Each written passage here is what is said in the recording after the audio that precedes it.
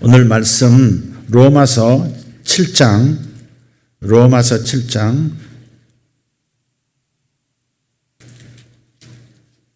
21절부터 로마서 7장 21절부터 8장 2절 말씀까지 읽도록 하겠습니다. 자, 찾으셨으면 우리 가정에서 예배 드리는 분도 다 같이 하늘 말씀 합독합니다. 그러므로 내가 한 법을 깨달았노니 곧 선을 행하기 원하는 나에게 악이 함께 있는 것이로다. 내 속사람으로는 하나님의 법을 즐거워하되 내 지체 속에서 한 다른 법이 내 마음의 법과 싸워 내 지체 속에 있는 죄의 법으로 나를 사로잡는 것을 보는도다. 오호라, 나는 곤고한 사람이로다. 이 사망의 몸에서 누가 나를 건져내랴. 우리 주 예수 그리스도로 말미암아 하나님께 감사하리로다. 그런즉 내 자신이 마음으로는 하나님의 법을, 육신으로는 죄의 법을 섬기노라. 8장. 그러므로 이제 그리스도 예수 안에 있는 자에게는 결코 정죄함이 없나니 이는 그리스도 예수 안에 있는 생명의 성령의 법이 죄와 사망의 법에서 너를 해방하였음이라. 아멘. 아멘. 패족이라는 말이 있습니다. 패족. 뜻은 이렇습니다. 표준 국어 대사전에 이렇게 나와요. 조상이 큰 죄를 짓고 죽어 그 자손이 벼슬을 할 수 없게 된 족속. 이게 패족입니다. 조상의 큰 죄를 짓고 죽어서 그 자손이 벼슬을 할 수 없게 된 족속. 2007년 12월 대선에서 여당인 대통합민주신당이 530만 표 차로 참패한 후에 패족이란 말을 사용합니다. 집권 10년의 역사를 계속해서 지키지 못한 것을 반성하면서 우리는 패족이다. 죄짓고 엎드려 용서를 구해야 할 사람들과 같은 처지라고 했었습니다. 그리고 다시 일어나서 지금의 정권을 잡은 겁니다. 우리는 패족이다 하는 이 말은 사실 조선시대 실용학자 다산 정약용 선생의 유배지에서 보낸 편지에 나오는 말입니다. 다산 선생은 1802년 12월 자신의 두 아들에게 보낸 편지에서 이렇게 말합니다. 이제 너희들은 패족이다. 그런 다음에 다산은 다시 두 아들에게 말합니다. 패족으로서 잘 처신하는 방법은 독서하는 한 가지 방법밖에 없다. 낙심해서 공부를 등한히 한다는 소식을 들은 아버지가 두 아들에게 가슴 절절하게 하는 말입니다. 청족은 맑을 청자입니다. 청족은 독서를 하지 않아도 존중받을 수 있으나 패족이 되어 교양이 없으면 더욱 가증스러운 일이다. 사람들이 천하게 여기고 세상에서 얕잡아 보는 것도 서글픈 일인데 하물며 지금 너희들은 스스로를 천하게 여기고 얕잡아 보고 있으니 스스로를 비참하게 만드는 일이다. 한마디로 아버지는 지금 두 아들에게 이렇게 말하는 겁니다. 제발 책 좀 읽어라. 제발 책 좀 읽어라. 이렇게 권하는 겁니다. 옛 정치의 득실과 잘 다스려진 이유와 어지러웠던 이유 등의 근원을 캐고 실용의 학문에 마음을 두고 옛사람들이 나라를 다스리고 세상을 구했던 글들을 읽도록 해야 한다라고 권합니다. 아버지, 과연 책 읽고 공부한다고 패족에서 벗어날 수 있나요? 다산은 이런 아들들의 질문을 예상한 듯이 마지막에 이렇게 말합니다. 나보고 너무 실현성 없는 이야기만 한다고 하지 말거라 하고 편지를 끝냅니다. 유배지 전라남도 저 땅끝 강진 땅에서 그해 2월에 보낸 편지, 지금 방금 읽었던 그 12월의 편지보다 앞선 편지 일부를 제가 읽어보겠습니다. 너희들의 편지를 받으니 마음이 놓인다.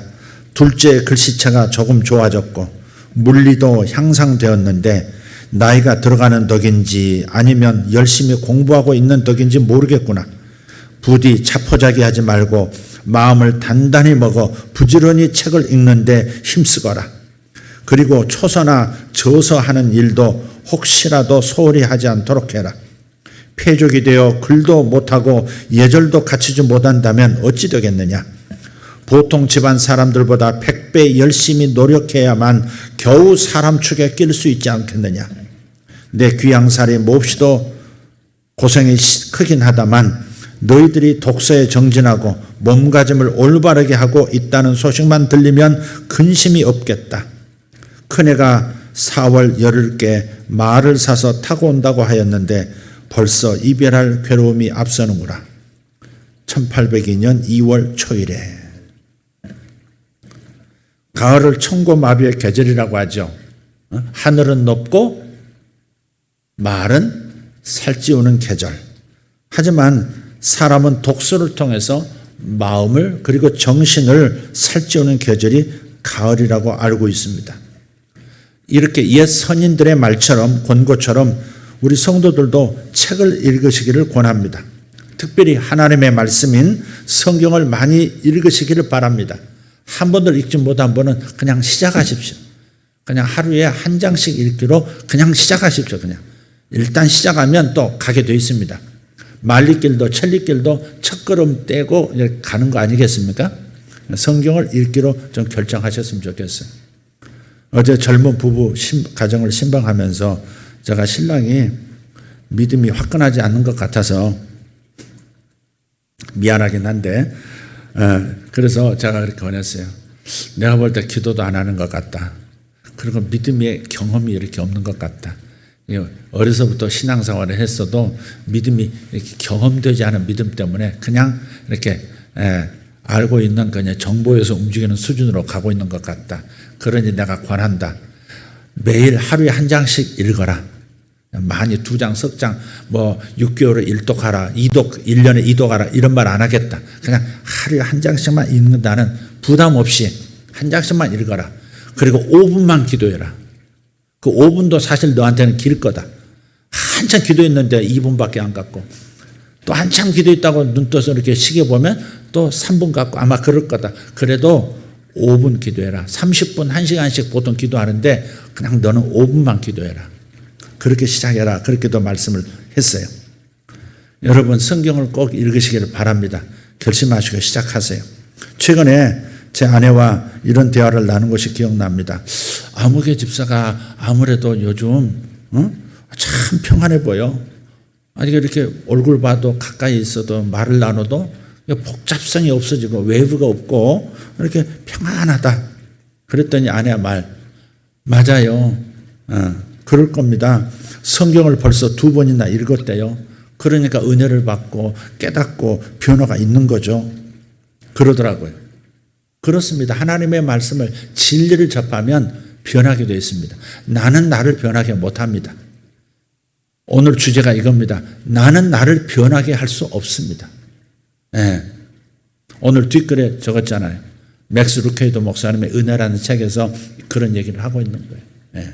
심장 시술 들어가면서 하는 말이 그겁니다. 내 속의 욕심도 내 속의 교만도 내 속에 있는 미움도 다 태워줄 수 있나요? 굽어서 내버릴 수 있겠나요? 의사 선생님 그랬더니 그건 제 능력 밖의 일입니다. 그래서 우리를 변화시킬 수 있고 나의 내적인 모습들을 나의 존재를 바꿀 수 있는 것은 오직 하나님 그분밖에 없습니다. 그래서 진리를 가까이 하시는 것이 여러분 비결이라는 것을 기억하시길 바랍니다. 사도 바울 역시 구약 성경을 많이 읽고 공부를 한 사람입니다. 물론 기도도 많이 해서 성령의 계시를 풍성히 받고 결국 로마서부터 히브리서 이르기까지 그 수많은 신약의 책들을 썼습니다. 오늘 본문 로마서 7장은 성화의 삶을 살려고 하는 사람의 내적 갈등에 대한 말씀입니다. 예수님을 닮아서 살고 싶은데 낮엔 해처럼 밤엔 달처럼 그렇게 빛나는 인생으로 맑은 인생으로 살고 싶은데 하나님께서 이끌고 싶어 하시고 세상에 드러내놓고 싶은 그런 존재가 되고 싶은데 그렇게 애를 써도 잘 안 되는 겁니다. 잘 안 되는 거예요. 좀 다른 삶을 살고 싶은데 잘 안 되는 게 사람입니다. 예수 믿었는데도 그런다는 거예요. 의롭게 살려고 하는데 그게 잘 안 되는 겁니다. 자, 여러분 여기까지는 제가 원고에 근거해서 말씀을 나누고요. 지금부터는 막춤을 좀 추도록 하겠습니다. 사실 제가 한 몇 년 동안, 한 3, 4년 동안 한 번도 체한 적이 없습니다. 근데 어제 제가 좀 체했어요. 맛있게 먹고, 그러다가 토할 만큼 그렇게 체한 건 그런 체함은 아닌데, 내려가지도 않는 것 같고, 뭐가 꽉 있는 것 같고, 뒷골 땡기고, 앞골 땡기고, 어지럽진 않는데 땡기는 그런 거 있잖아요. 네. 도무지 정신을 갈피를 이렇게 제대로 집중을 못하고. 그래서 주제의 말씀을 분명히 잡고 묵상하고 했는데도 불구하고 이렇게 정리가, 컴퓨터 앞에서 이렇게 정리가 안 되는 거예요. 새벽까지 씨름하다가 탁 덮었어요. 그래서 제가 가끔 이러는 경우가 있는데 좀 이렇게 막춤을 추도록 하겠습니다. 막춤 설교라고 들어보셨습니까? 막가파식으로 제가 한번 오늘 말씀을 할 테니까 조금 그러면 이해를 주시면 좋겠습니다. 오늘 말씀은 그거예요. 성화의 삶을 살려고 하는 사람의 내적인 갈등. 그게 우리 모두가 그렇습니다. 심지어 이 성경을 쓴 로마서를 기록한 사도 바울조차도 지금 그러는 겁니다. 선을 행하기 원하는데 거듭났으니까 선을 행하기 원하는 오직 선만을 행하고 의롭게 살고 싶은 본성이 안에 생긴 겁니다. 예수의 생명이 내 안에 들어오니까 이제 선하게 살고 싶고 의롭게 살고 싶고 하나님께 영광만 돌리는 삶을 살고 싶은 마음이 일어난 겁니다. 그런데 이 선을 행하고 싶은데 오히려 더 그 반대 급부의 모습을 하더라. 이게 자꾸 이상하게 악을 더 행하고 그냥 선을 행하지 못하는 그 상태로만 남는 게 아니라 오히려 뒤로 더 퇴보해서 더 악을 행하는 일들도 자주 벌이더라 하는 겁니다. 그러다가 나중에는 자포자기하고 에라 변화는 없는 거야 하면서 그냥 막 살기 시작하는 그런 경우도 있습니다. 우리는 단번에 성화된다는, 단번에 거룩한 삶을 살 수 있게 된다는 그런 생각을 할 때가 있습니다. 예수 믿었으니까, 거듭났으니까, 은혜를 받으니까 이제부터 완전 깨끗, 완전 목욕할 필요 없는 그런 인생, 그런 살 수 있을 것 같은 그런 생각을 하게 됩니다. 그래서 죄라고 하는 것이 싹 다 빠져나가 버렸고 의로운 것만 남아있는 것처럼. 아니 그렇지 않다 하더라도 죄가 다 빠져나갔지 않다 할지라도 조금 남아서 그거 이제 처리하면 되는 것 같은 그런 착각을 할 때가 있는데 말 그대로 착각입니다. 단번에 성화가 이루어지지 않습니다. 이건 평생 이루어야 할 일이지 단번에, 단시간에, 한 달 내에, 1년 내에 내가 어떤 다른 존재, 다른 천사 같은 사람으로 변하지 않습니다. 우리가 이걸 인정해야 합니다. 그래야 됩니다. 영어도 외국 가서 살 거 아니라면, 내가 이렇게 길게 몇 년 두고, 한 10년 두고 이렇게 조금씩 이렇게 해서 내가 영어를 좀 어느 정도 해야 되겠다. 이래야지 한 달 내에 완전히 원어민처럼 되겠다. 마스터 하겠다. 자기 인생 마스터 됩니다. 그냥. 그대로 가버리는 수가 있습니다. 그러니까 우리는 성화라는 건 예수님 닮은 존재가 되는 것은 평생의 씨름이라는 것을 기억하십시오. 정말 힘들고 어렵고 답답하고 죄스럽고 수치감이 들어도 그건 평생 싸울 수밖에 없는 그런 일입니다. 저는 예수 믿고 나서 참 이상한 일을 겪었습니다. 청년 때인데 예수 믿는 사람인데 사람 속에 악한 영, 즉 귀신이 들어가 있는 걸 발견한 겁니다. 아니 어떻게 해서 난 예수 믿으면 성령 받고 예수 믿고 성령 받으면 성령이 계시기 때문에 절대 사람 속에 악한 귀신이 있다고 생각을 못했습니다. 그럴 리가 있다고 생각을 안 했어요. 신학 자체가 보통 이렇게 장르의 신학 자체가 그렇습니다. 하나님이 임하셨으면 다른 것들은 잡것들은 못 들어온다. 있었어도 다 쫓겨나간다. 이렇게 생각을 했어요. 근데 막상 사람들을 만나면 그렇지가 않은 거예요. 제 자신을 봐도 그렇고, 이 죄가 다 없으리라 생각하는데 그렇지가 않은 거예요. 죄가 있고 죄성이 있고 다 동의합니다. 죄가 있고 그 죄의 본성이 옛 모습이 있더라는 겁니다. 그리고 죄의 본성을 따라서 역사하는 그 그 죄의 특성을 지닌 그 악한 귀신이 들어와 있더라는 겁니다. 사람이 다 아주 멀쩡한 것 같아도요, 별 귀신이 다 들어가 있습니다. 예. 노름 귀신부터 시작해서 도박 귀신, 알코올 귀신, 뭐 이렇게 미움의 영, 뭐 오만 가지, 분노의 영, 음란의 영, 뭐 오만 가지가 다 들어가 있습니다. 여자, 남자, 애, 어른 할 것 없이 얼마나 많은 영들이 들어가 있는지 몰라요. 한 번은 제가 친구의 친구를 따라서 우연히 만나서 친구 통해서 다른 친구를 알았는데 그 친구가 어디 뭐 가자고 해서 무슨 일 때문인지 어떤 그 어린이집을 갔습니다. 유치원을 갔어요. 유치원. 그때 당시 어린이집은 없었죠. 유치원을 갔는데 그 유치원에 마침 어떤 지금으로 생각하면 지금 짐작하건대 약 한 40대 아주머니 한 분이 학부형인지 모르겠어요. 그 유치원에 와 계신 거예요. 유치원에 이렇게 아이들 앉는 작은 테이블, 그 작은 의자에 그분이 앉아 계시더라고요. 그 친구가 자기 일을 보는 사이에 저는 그 아주머니하고 그냥 무엇 때문인지 마주 앉아서 이야기를 시작했습니다. 뭐 몇 마디 말을 나누고 있었는데 그러다가 친구가 일을 다 끝냈나 하고서 다른 쪽을 보고 다시 그 아주머니를 보는데 그 아주머니가 딴 사람이 되어 있는 거예요. 여러분 엑소시스트 영화 보셨습니까? 그런 영화 보지 마십시오. 엑소시스트 영화에 보면 이렇게 이 귀신이 이렇게 그 아이에게서 드러나면 검은 눈동자가 이렇게 사라지고요. 이렇게 눈알을 돌리는 겁니다. 완벽하게 하얀 눈동자만 이렇게 새파랗게 이렇게 뜨고 있는 그런 모습 있잖아요. 그 아주머니가 흰자만 보이는 거예요. 그리고 이 입가에 하얀 거품이 이렇게 뽀글뽀글 이렇게 나오시는 거예요. 이렇게 나오시는 게 아니라 나오는 거예요. 그래서 놀래가지고 아주머니 왜 그러세요? 그러는데 아주머니 왜 그러세요? 그러는데 그 순간에 그러더니 그 의자에서 뒤로 그냥 완전히 그냥 나가 떨어지는 거예요. 바당 하고 떨어지시더니 그 유치원 바닥에서 뱀처럼 몸을 막 꼬면서 무서운 놈이 나타났다 그러는 거예요. 무서운 놈이 나타났다. 저도 벌떡 일어나가지고 너무 놀래가지고 처음 봤거든요. 그런 걸.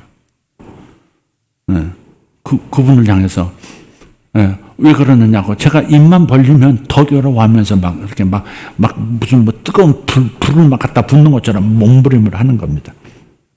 왜 그러냐고. 나중에 번뜩 드는 생각이 있었어요. 성경에 보니까 귀신이 그 사람에게서 나타날 때 막 쓰러져 가지고 거품을 물고 이를 갈면서 막 이렇게 몸부림하는 그 성경 구절이 생각이 나는 거예요. 아까 대화할 때 이분이 예수 믿는 분 같았는데, 하나님이 이 안에 계실 텐데, 어떻게 이분 속에 이런 귀신이 들어갔지? 어쨌든, 귀신이 막, 들어가가지고 이렇게 막 발작을 하니까. 예. 그래서 제가 이제 성경에서 이제 읽었던 그대로 한번 이제 한 겁니다, 이제. 예수 이름으로 명하노니 나오라! 이렇게 해야 되잖아요. 근데 이게 잘 안 되는 거예요. 너무 무서워가지고. 너무 그 주변에 뭐 친구들도 있었을 텐데, 어쨌든 예수가 잘 안 나와요. 예수가 너무 놀래가지고. 그래서 이렇게 그러다가 겨우 예수 이름으로 뭐 이렇게 더 난리가 나는 겁니다. 어쨌든 그러다가 이분이 제정신으로 돌아왔어요. 귀신이 나갔는지 안 나갔는지 지금 잘 모르겠어요. 지금 나갔을 것이다 이렇게 생각하지만 그분이 제정신으로 이제 딱 돌아와가지고 다시 의자에 앉아서 대화를 다시 시작했습니다. 이분이 어렸을 때부터 고한 거예요. 남매가. 남동생하고 요 두 사람이 어렸을 때 고아가 돼가지고, 그때 6.25를 막 거치고 뭐 그런 때 아닙니까? 그러니까 고아가 돼가지고 어렸을 때 둘이서 길거리에서 살아온 거예요. 길거리에서 살아오면서 요 두 남매가 부부처럼 산 겁니다. 어느 때가 돼가지고 성숙해지니까 이제 뭐 그래가지고 부부처럼 살아온 거예요. 그 얘기를 나한테 다 해주시더라고요, 그분이. 근데 그 남동생이 어느 날 길거리에서 살다 교통사고로 그냥 세상을 떠났어요. 마음에 안타까운 마음에 남동생이면서 남편인 그 동생을 위해서 정식 장가도 못 가보고 죽었다 해가지고, 그래서 이제 절에 가가지고 초혼식을, 이제 죽은 영혼들끼리 이렇게 결혼식을 시켜주는 겁니다. 그걸 초혼식이라 그래요. 영혼 결혼식이에요. 근데 두 개의 촛불을 이제 스님들이 이렇게 꽂아놓고 뭐 이렇게 맞절 하는데, 스님이 맞절 아무개 맞절 하는데 촛불이 이렇게 기울어지더래. 그분 눈에 그렇게 보였는지 실제인지 모르지만 그분 말이 그래요. 이렇게 촛불이 싹 이렇게 구부러지더래요. 근데 그때부터 자기 속에서 무슨 소리가 들리는데, 너는 나쁜 것 그랬겠어요?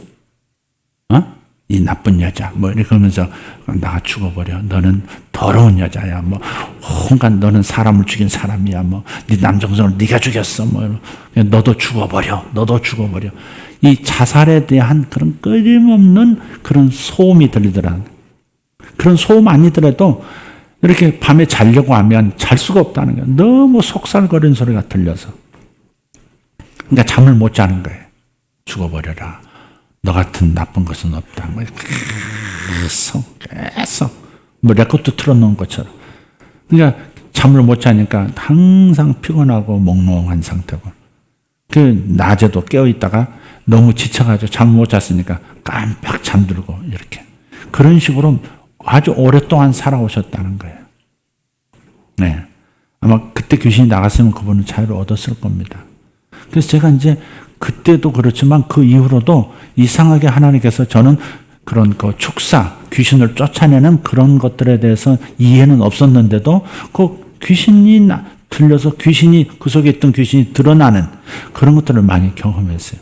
술집 다니는 자매인데 예배 시간에 이렇게 기도길로 가까이 가는데 서 있다가 갑자기 이렇게 요 몇 메타 걸어가고 있는 사이에 얼굴이 새빨개지더니 눈이 이렇게 또 뒤집어지는 거예요. 이렇게 뒤집어지면서 뒤로 예배당에서 그냥 뒤로 와당탕 쓰러지더라고요. 네. 그래서 제가 의문이 있는 겁니다. 어떻게 예수 믿는데 귀신이 들어갈 수가 있지? 아니 하나님의 영이 거하시는데 귀신도 같이 들어가서 어떻게 그렇게 이런 모습을 이렇게 보일 수 있지? 그게 숙제였는데 나중에 깨달았습니다. 사람은 원바디가 아닙니다. 기능이 하나가 아닙니다. 사람은 영, 혼, 육으로 되어 있다고 성경에 명백히 말씀합니다. 영이라는 기능이 있고 혼, 즉 정신, 마음이라는 기능이 있고 그리고 몸이라는 부분이 있어요. 그래서 제가 늘 말씀을 드립니다만 사람은 뭐냐? 사람은 영인데 영이 사람의 본질인데 사람은 영으로서 마음이라는 혼이라는 기능을 가지고 육체 안에서 사는 존재. 사람은 영이다 이 말. 사람은 영인데 혼이라는 기능을 가지고 몸 안에서 사는 존재. 그게 사람이다 이 말이에요.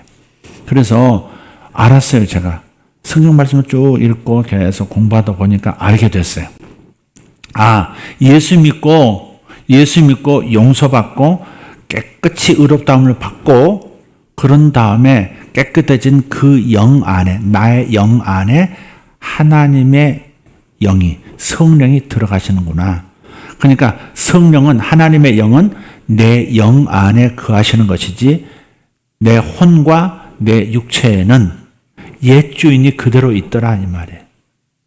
내 영은 깨끗해져서 예수님과 똑같은 수준의 의로운 존재가 되었고 성령이 이렇게 진공 포장하듯이 인을 쳐서 이렇게 보호막을 씌워서 죄도 못 들어가고 사탄도 역사 못하게 하셨지만 그러나 내 혼, 즉 마음이라는 기능, 내 생각과 잠재의식, 무의식, 그리고 내 감정, 내 의지 이런 데는 아직도 옛 주인이 주인 노릇을 하고 있더라 하는 겁니다. 죄도 있고 그 죄를 따라서 들어온, 죄성을 따라서 타고 들어온 귀신도 있더라 하는 겁니다. 네. 그래서 몸 안에, 혼과 몸 안에 귀신이 이렇게 깃들여 있는 거예요. 그래서 여러분 이런 부분을 잘 이해하셔야 합니다. 믿는 사람에게 귀신이 들어갈 수 있는가? 있다. 성령인 영에 거하시지만, 좌정하시지만 내 마음은, 내 몸은 아직도 옛 주인이 차지하고 안 나가려고 하고 있다. 죄가 장악하고 있다. 여러분, 제가 수양관에서 이렇게 채소도 이렇게 하시는, 이렇게 심는 분들하고 같이 이렇게 땅도 이렇게 파고 돌도 일구고 거기다 상추도 심어보고 거기다가 뭐 이렇게 씨도 뿌려보고 하는데, 그거 심었다고 해서 그냥 채소만 자라는 게 아닙니다. 심지도 않았는데 여전히 하루 지나면 풀들이 올라오고 잡초가 막 생겨납니다. 그러니까 계속 뽑아주지 않으면 그 채소들이 그냥 채소들을 덮어버립니다. 예, 잡풀이 덮어버려요. 그런 것처럼 우리 안에 새 생명이 들어오고 의로움이 들어왔어도 옛 모습, 혼과 마음에 있는 그 죄성과 죄라고 하는 것은 여전히 작동한다 하는 겁니다. 이걸 이해하셔야 합니다. 이걸 이해 못하면, 목사님, 제가 왜 이래요? 왜 이렇게 살아요? 전 미치겠어요. 왜 안 변하는 거예요? 하면서 그러는데, 저도 그런 분에게 할 말이 있어요. 대놓고 말은 뭐, 야, 일로 와봐라, 이리 와봐라. 나도 지금 괴롭다. 그렇게 하고 싶어. 마찬가지, 저도 마찬가지, 여러분도 마찬가지. 예수 믿어도 옛 모습이 아직 떠나지 않고 있고 더 악화된 것처럼 보일 때도 있다는 겁니다. 그러나 이대로 살 수는 없는 거예요. 그 미움의 영에 시달리면서 살 수 없다고요. 선을 행하고 싶은데 주님께 영광을 돌리면서 살고 싶은데, 그 내 안에 있는 죄와 그리고 죄를 타고 역사하는 이 악한 영이 끊임없이 나를 오히려 퇴보하도록 방해하고 있다 이 말이죠. 자꾸 소원이 일어나요. 죄를 짓고 싶은 소원이 일어나고, 뭘 보면 그 일을 저지르고 싶은 소원이 일어나고. 예. 그죠? 예. 노름하는 사람들은 어때요? 참 힘들잖아요. 에이, 다시는 안 해 하고서 손가락 막 도끼로 찍고, 옛날에 가나안 농군학교 보면 이렇게 손가락 탁 끊고요. 그걸로 피로 다 각오를 씁니다. 다시는 내가 화투를 손에 잡지 않으리라. 딱 써요. 거기다 딱 도장까지 찍고. 그런데 붕대 감고 다시 이렇게 화투 돌리고 있고. 참 이상한 일이에요. 여러분도 괴로울 때 있지 않으세요? 죄를 진 적이 없는 분들 같네. 네. 네. 그리고 육신의 소욕이 있단 말이에요. 육신이란 말은 요 마디를 말하는 게 아니고, 몸을 말하는 게 아니고, 요 안에 그 옛 자, 죄에 끌려다니던, 죄를 지어라 하면 죄를 짓고, 미혹하면 그대로 끌려갔던 그 옛 자가 있는 거예요. 그 옛 자의 안에서 끊임없이 악한 영은 이 생각을 넣어줘요. 그러니까 이 뇌라고, 이 머리라고 하는 건 마음판이 전쟁판입니다. 전쟁판. 하나님이 주시는 생각, 내 생각, 마귀가 주는 생각, 악한 영들이 주는 생각이 끊임없이 일어납니다. 이게 다른 성경의 갈라디아서나 에베소서 보면 육신의 소욕과 성령의 소욕이 있다 그랬어요. 네. 소욕이 있어. 뭔가 이렇게 바라는 게 있고 기대하는 게 있고 요구하는 게 있다 이 말이에요. 영도 인격체이기 때문에 이 안에 악한 영도 소원이 있어요. 막 이런 죄를 자꾸 저질러서 지도 맛보고 싶은 거예요. 알코올의 영이 들어갔다 합시다. 술의 영이 들어가면요, 이 중독적인 수준의 그 술의 영이 들어가면요, 술을 안 마시고 싶다는데 계속 술이 그렇게 달답니다. 어떤 사람이 간증하는 걸 들었는데, 이분이 어렸을 때부터 아버지가 술꾼이었대요. 술만 마시면 점잖던 그분이 그냥 어머니를 때리고 자기를 때리고 벽장 안에 자기를 가두고 무릎 꿇혀놓고 밤새도록 잔소리하고.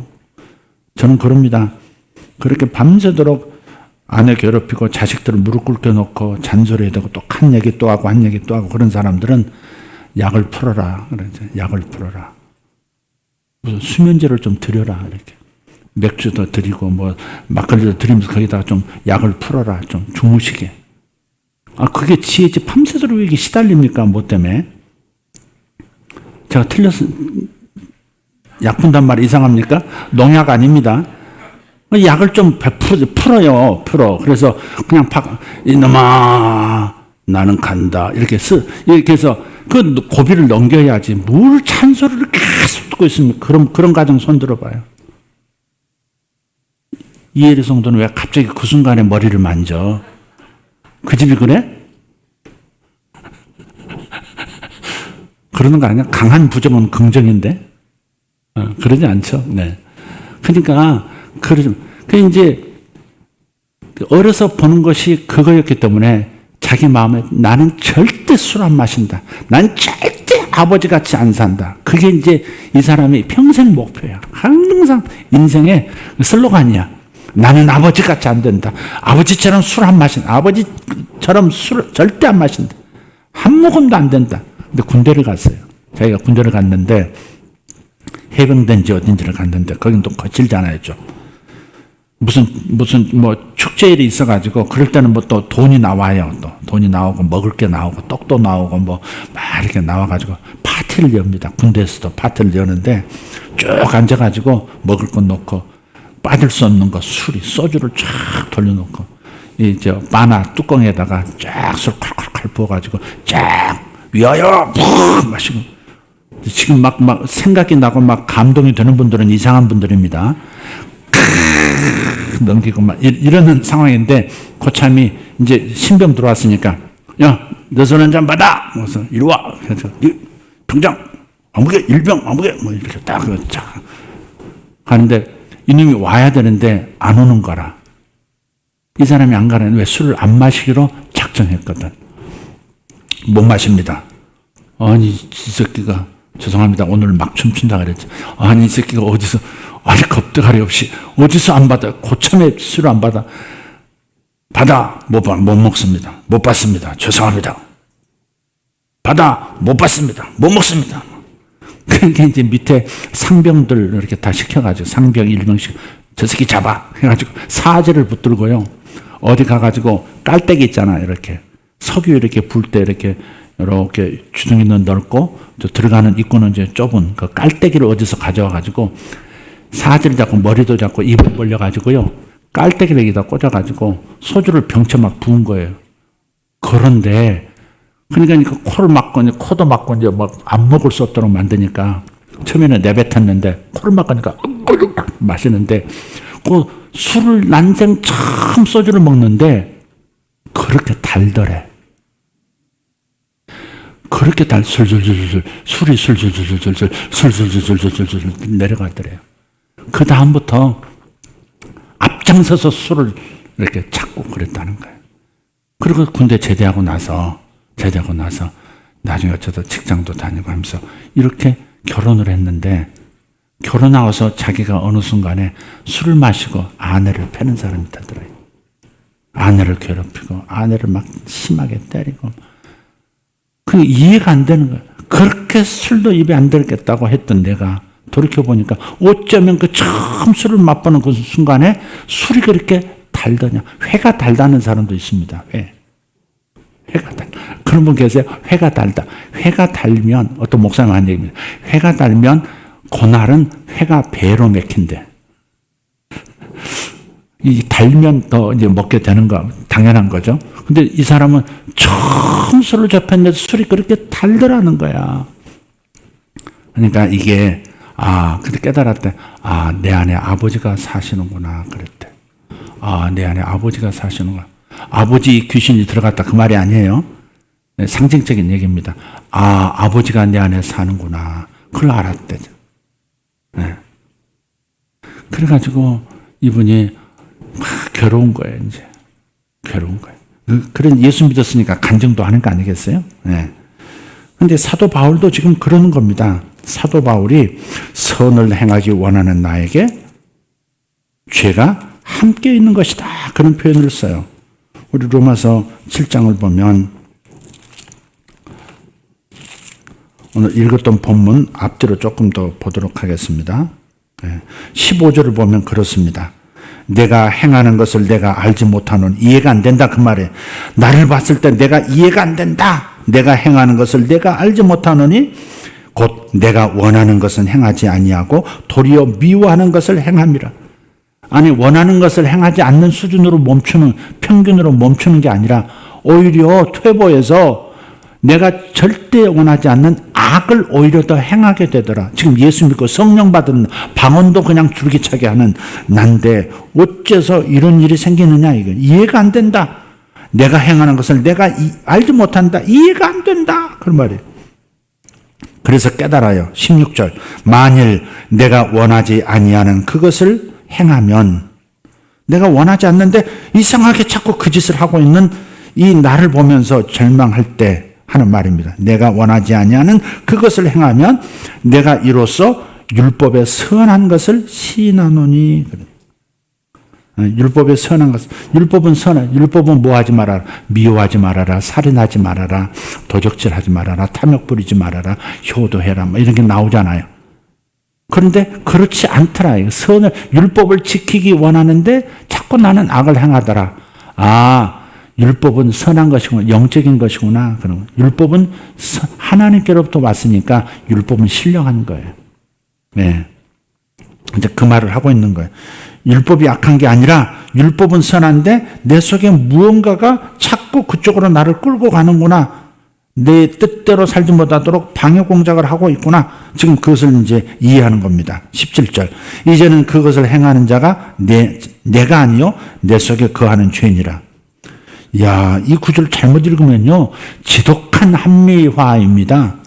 지가 죄를 저질러 놓고 내가 아니고 내 속에 거하는 죄가 그런 거야. 이렇게 말하는 거 웃기는 얘기 어떻게 들으면 그렇잖아요.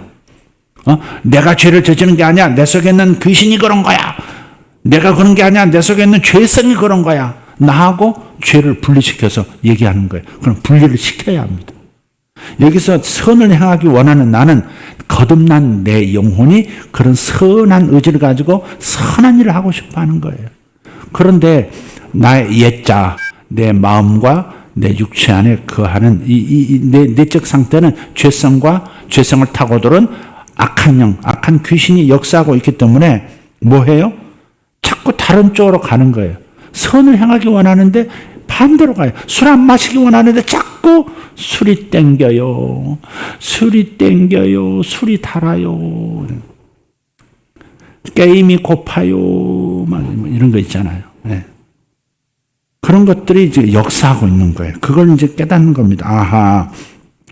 자기 영과 자기 혼을 분리해서 생각할 줄 아는 겁니다. 바울이 이거 금방 터득한 게 아닙니다. 오랜 시간 반복해서 원하지 않는 죄를 또 저지르고 사람마다 약점이 있잖아요. 바울도 약점이 있었을 겁니다. 바울의 약점 아마 성질 아니었나 싶어요. 성질 급하고 대단하거든요. 이 사람도 고집스럽고. 그러니까 뭔가 이 약점이 여러분의 약점은 뭐예요? 탁 떠오르는 거 있죠. 바로 그 여러분 약점입니다. 그게 여러분의 죄 중에서 가장 두목입니다. 바로 그 죄성을 따라서 그 특성을 가진 영이 와서 부추기고 계속해서 소원을 일으킵니다.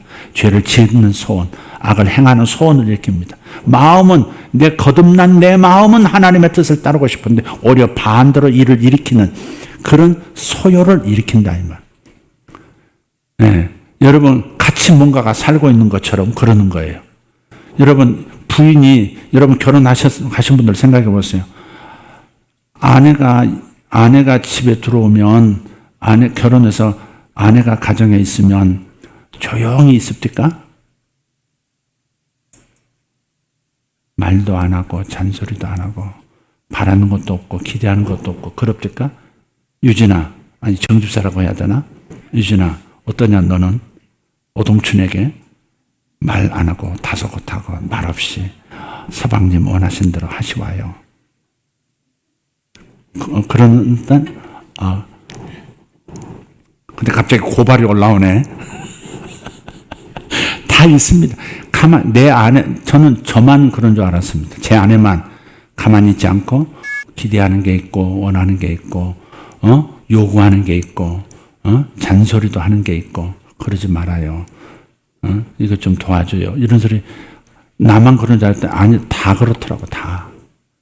그게 사람도 같이 있으면 절대 조용히 가만히 있지 않습니다. 마찬가지예요.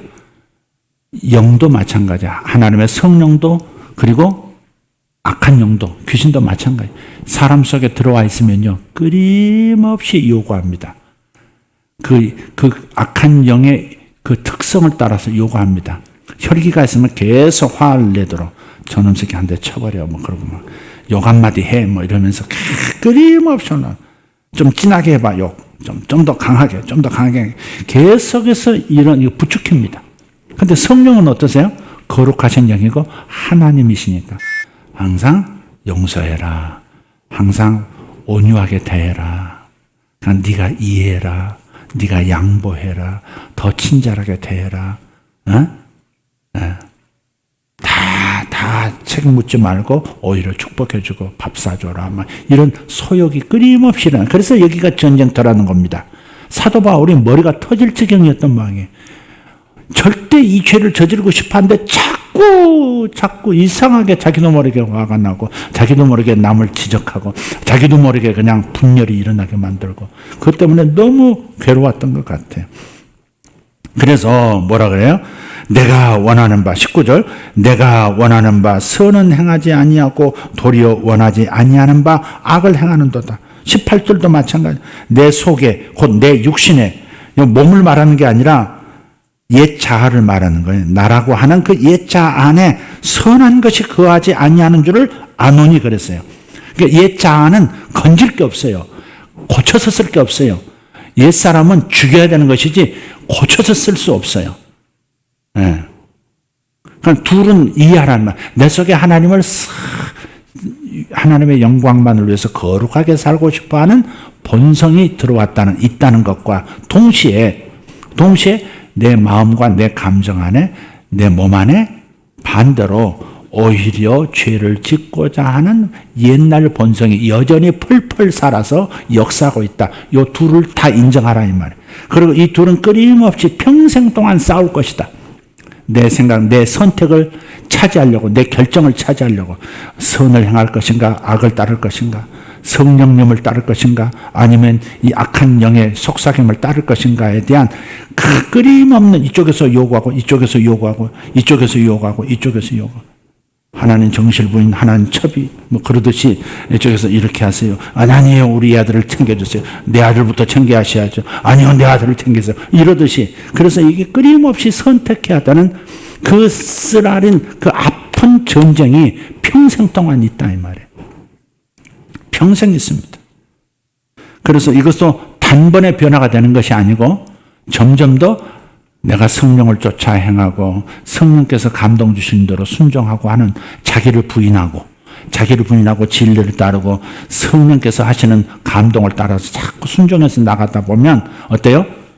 성령의 역사가 내 뇌에 더 가득, 내 마음에 가득해서 점점 잡풀 같은 육신의 생각은 점점 힘을 잃게 되는 거죠. 이건 평생 갈 일이다. 이걸 꼭 생각하셔야 합니다. 평생 갈 일이다. 그렇다고 해서 평생 가니까 느슨하게 그렇게 생각하지 말고 성화를 생명처럼 여기셔. 거룩하게 사는 삶을, 예수님 닮은 삶을 살겠다 하는 것을 생명처럼 여겨야 합니다. 그래야 역사가 일어나는 겁니다.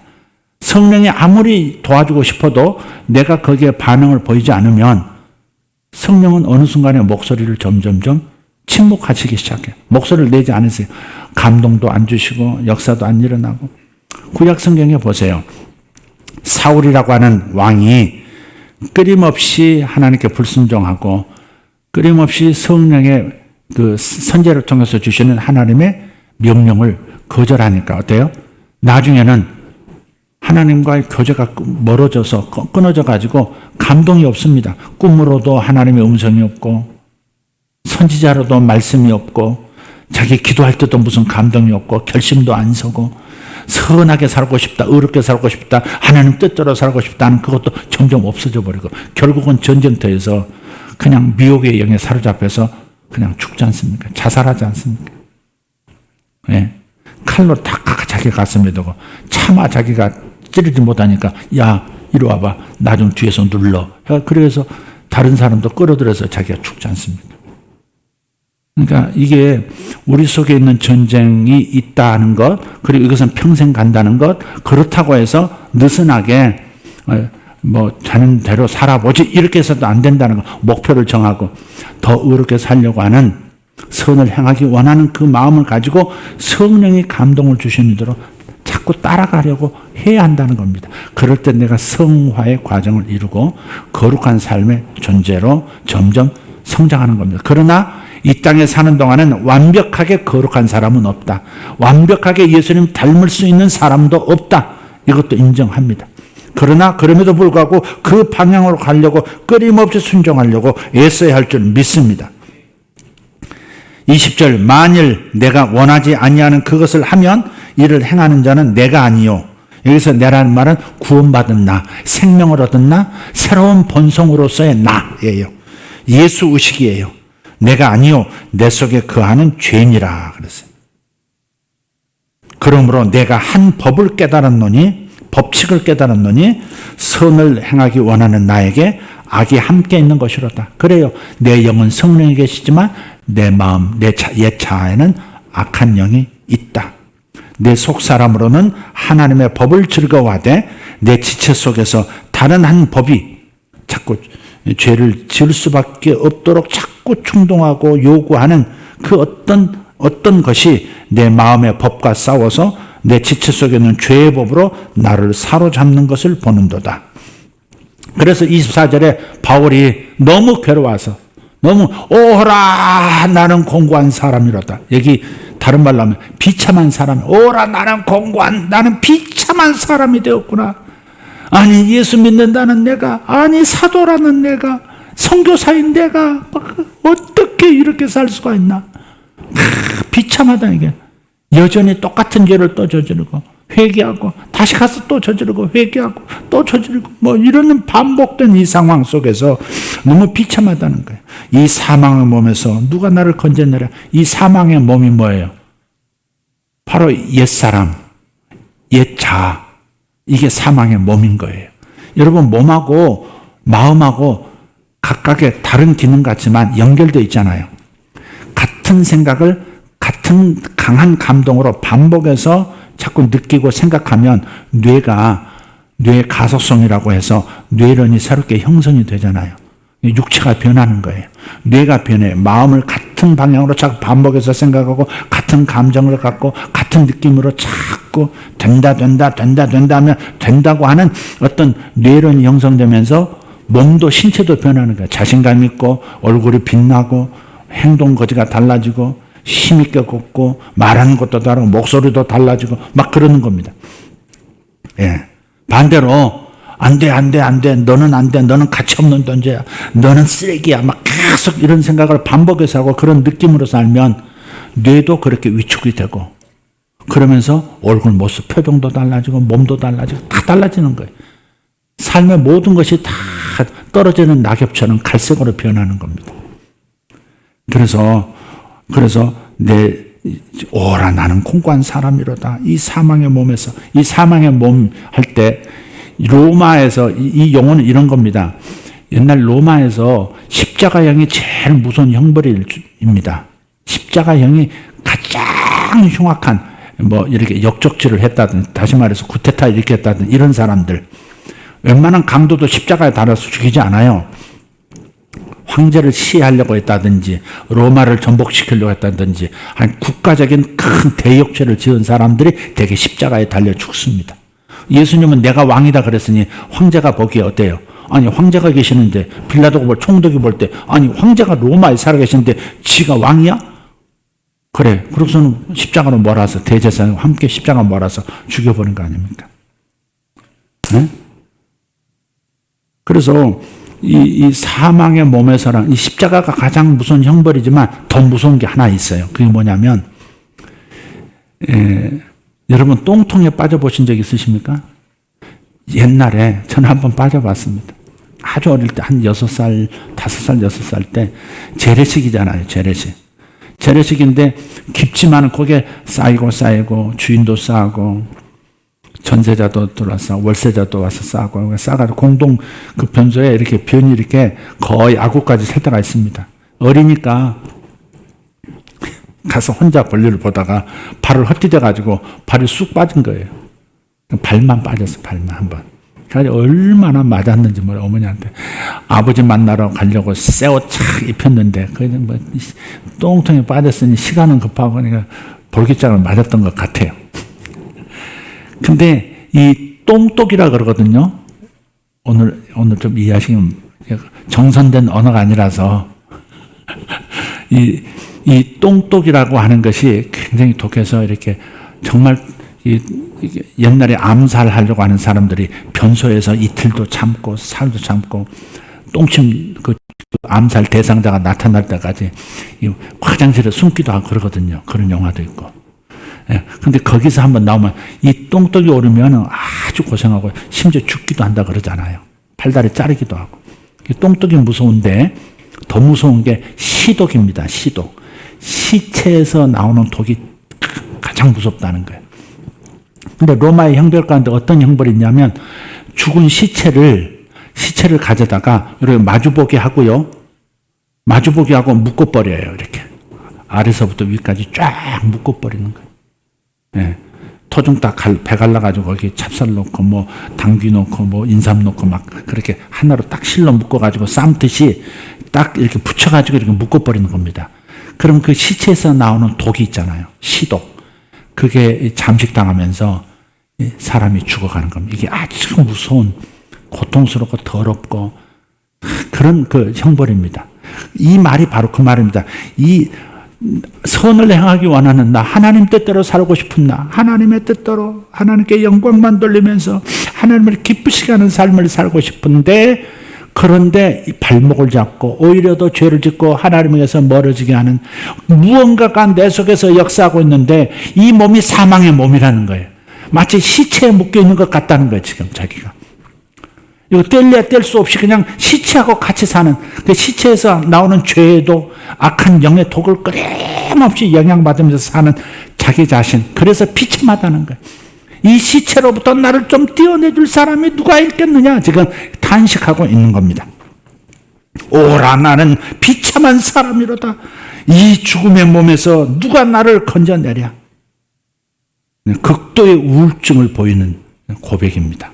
근데 갑자기 조울증 상태로 변합니다. 25절. 하나님께 감사하려다. 흑흑흑흑흑흑 24절에 그러다 갑자기 우와 하면 이렇게 웃는 겁니다. 쉽게 말해서. 울었다 웃었다 그래서는 안 되는데 너무너무 괴롭고 너무너무 슬프고 너무너무 비참해서 오호라 나는 공고한 사람이로다 그러는데 갑자기 감사가 터져 나와요. 25절에 극단적인 변화입니다. 우리 주 예수 그리스도로 말미암아 하나님께 감사하리로다. 네, 이 말이 무슨 말이에요? 또 죄를 짓고 또 실수하고 또 회개한 것을 다시 토한 것을 또 먹듯이 다시 일을 저지른 자신을 보면서 절망하고 있을 때 나 이대로 끝나는 건가? 나 이대로 죽는 건가? 나 이렇게 죄인의 모습으로 사는 건가? 내가 의인이라는데 하는 짓은 전부 죄인이 하는 짓이고 사람 보는 짓에는 덕망 있어 보이고 깨끗하고 거룩하게 사는 것 같은데 남이 모르는 나 자신을 뭐 이렇게 쓰러지고 또 같은 죄를 반복하는 나 어떻게 하면 좋으나 방법이 없구나 길이 없구나 그러는데 떠오르는 게 있는 거예요. 뭐가 떠올라요? 십자가가 떠오르는 거예요. 예수께서 바로 나의 이런 죄, 반복하는 죄, 과거의 죄, 지금 현재의 죄, 앞으로 다가오지도 않을 미래에 지을 죄값까지 다 예수께서 죄값을 청산하셨다 하는 겁니다. 십자가에서 내 대신 모든 죄값을 지시고 형벌까지 다 받으셨다. 그래서 하나님께서 나를 정죄하지 않으신다. 정죄가 뭐냐? 정죄가 뭐예요, 여러분? 정죄가 뭔지. 말을 하세요. 마스크 쓰셔서도 말을 하세요. 정죄가 뭐예요? 말 그대로? 석 집사님 눈을 깔지 마시고 눈을 뜨시고 네. 정죄가 뭐예요? 뭐라고요? 말을 하세요. 외국어 말하지 마시고 한국말을 해주세요. 죄가 있다고 판정하는 것. 네, 그렇죠. 법을 공부한 유진아. 정죄가 뭐냐? 너 유죄야 라고 말했듯이 판결하는 거죠. 유죄. 근데 이 정죄란 말은 유죄로만 끝나지 않아요. 그 유죄의 무게만큼의 형벌, 형량도 같이 선고하죠. 벌금 1,000만 원 아니면 징역 3년 이렇게 때리잖아요. 그거까지가 정죄예요. 심판한다는 말하고 정죄한다는 말하고 같은 거예요. 다른 말은 형벌이란 단어예요. 보통 성도들이 심판을 혹은 정죄를 형벌이라고 생각하는데 좀 달라요. 정죄는 판결을 내리는 거예요. 유죄, 무죄 이렇게 판결을 내리는 거고 그 유죄의 무게만큼 형량을 때리는 것, 그것까지 선고하는 것, 그게 바로 거기까지가 정죄요 심판이고 형벌이라는 것은 그걸 집행해서 사는 거예요. 징역 3년 그러면 그때부터 감옥에 들어가가지고 3년 사는 거 그게 형벌입니다. 형벌. 그런데 주님 앞에 주님을 찾으면 주님께로 달려가면 뭐가 있다고요? 예수께로 달려가면 뭔가가 보여요. 예수의 십자가. 예수님의 십자가의 보혈이 보이는 거예요. 내가 대신 형벌을 받았어. 그러니 하나님 아버지께서 뭐라고 하세요? 너를 정죄하지 않노라. 네 죄, 바로 그 죄 맞아. 너 그 죄 진 거야. 어제 진 거 또 졌지. 맞아. 그러나 바로 그 죄값은 내 아들 예수가 다 졌어. 이미 처리했어. 일사부재리 원칙에서 너에게 다시 정죄하지 않아. 그 문제를 예수가 다 정리했으니까 나 다시 묻지 않아. 이렇게 예수님께로 달려가면 정죄하지 않는다는 자유를 얻어요. 그래서 여러분 무조건 예수님께 오셔야 돼요. 예수 믿고 구원받는데도 예수님께 와야 되고 성화의 과정에서도 예수님께 와야 돼요. 우리는 그래요. 성령의 주시는 감동을 따라서 의롭게 살려고 말씀대로 살려고 하나님께 영광 돌리고 기뻐하시는 삶을 살려고 이렇게 가도 우리가 질 때가 있단 말이에요. 질 때가 있어요. 처음에는요. 여러분 10번 중에서 한 번 승리하고 9번 패배합니다. 한 번 승리하고 9번은 또 죄를 짓고 실수합니다. 그러나 시간 가면 어때요?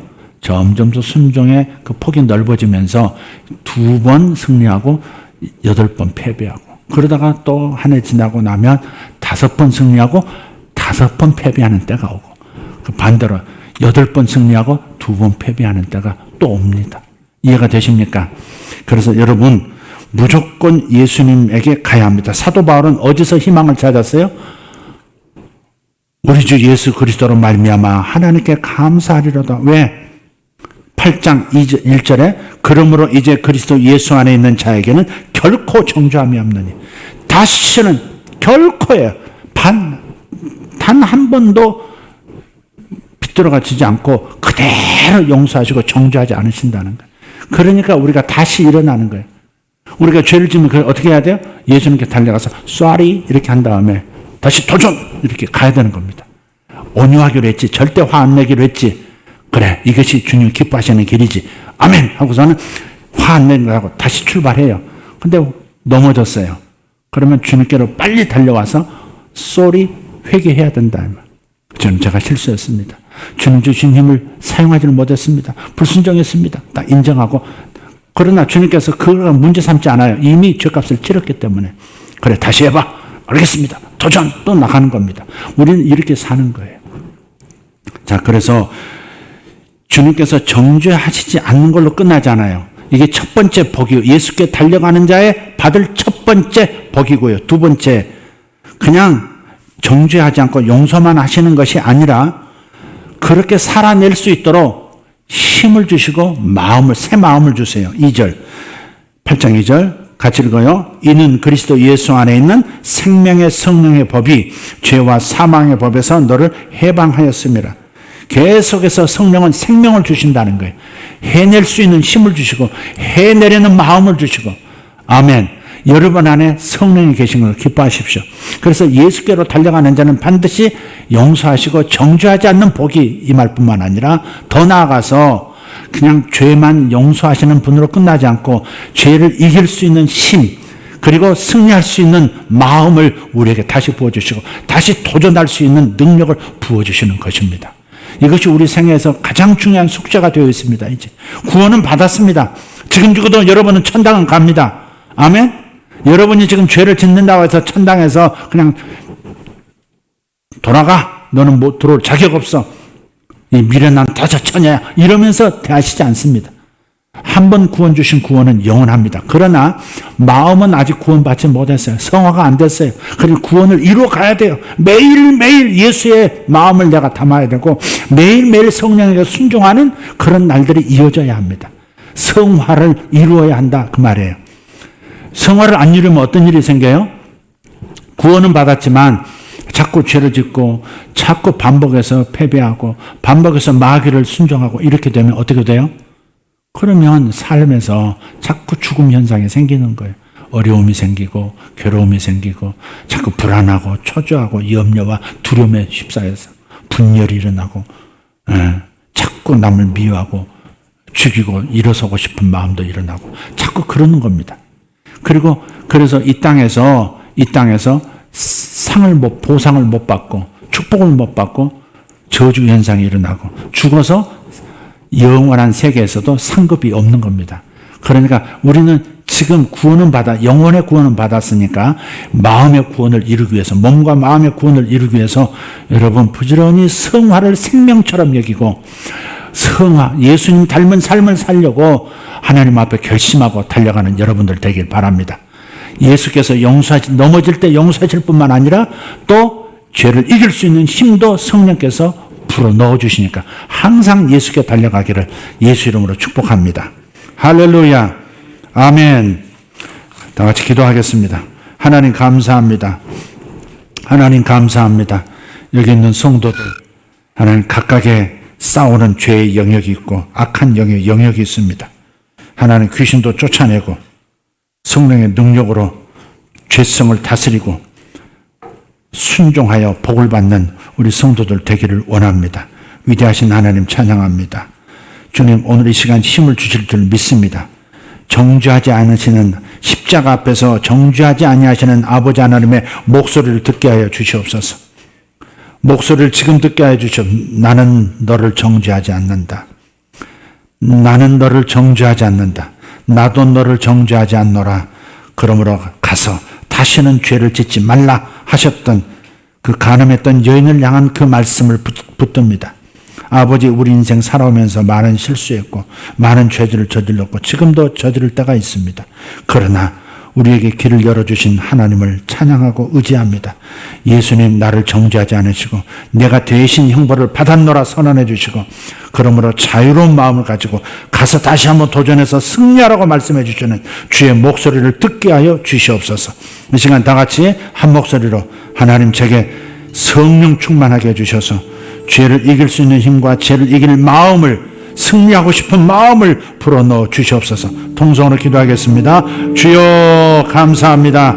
아버지 하나님 우리가 예수께 달려가 얻는 은혜 예수께 달려가서 얻는 하나님 이 복을 취하기를 원합니다. 아버지 하나님 내가 나 자신을 이길 수 없지만 내 안에 계신 성령님께 순종할 때 성령께서 열매 맺게 하시고 성령께서 변화를 일으키시는 것을 믿습니다. 주여 우리가 성화되는 것 예수님 닮은 삶을 살려고 하는 것을 가장 중요한 인생의 목적으로 생명처럼 여기는 마음을 우리 성도들이 갖게 도와 주시옵소서. 종에게 더욱 거룩에 대한 마음을 주시고 저들도 거룩에 대한 마음을 주시옵소서. 내가 거룩하니 너희도 거룩하라 하셨고 내가 거룩하니 너희도 거룩한 삶을 살라 하셨으니 하나님 그렇게 살려는 마음을 갖게 하여 주시옵소서. 인생의 목표가 세상에서 성공이 아니라 예수 닮은 삶 예수님처럼 거룩한 삶을 살고 의로운 삶을 살기로 아버지 하나님 결정하는 것 그것이 또 가장 중요한 주제가 되게 하시고 목표가 될 수 있도록 주님 역사하여 주시옵소서. 감사합니다. 감사합니다. 우리 이 작은 기도가 시작되었사오니 하나님 큰 기도로 나아가게 하시고 큰 변화가 있게 하여 주옵소서. 우리 주 예수님 이름으로 기도합니다. 아멘.